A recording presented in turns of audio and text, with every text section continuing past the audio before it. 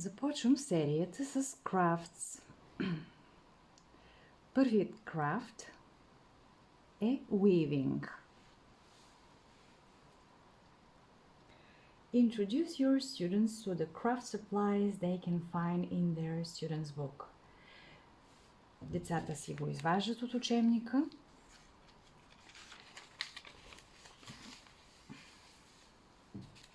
Това е a paper loom. This is a paper loom. 2 bundles of wool. Каделя. Това е думичка, която също се записва в етноречника. Каделя. Въпреки че тук са отцветени кадели в цвят. A loom made of paper. Думичката е стан. Стан.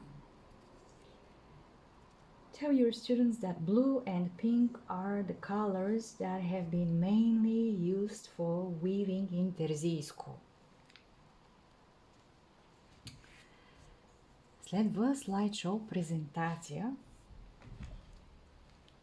в която децата се запознават с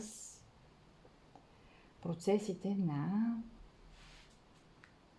обработка на вълната.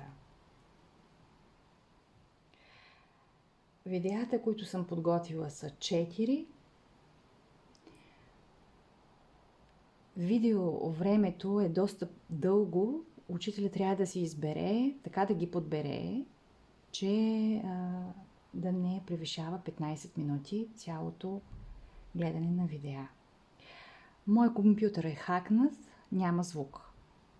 Така че ще ви пусна само части от тези клипчета.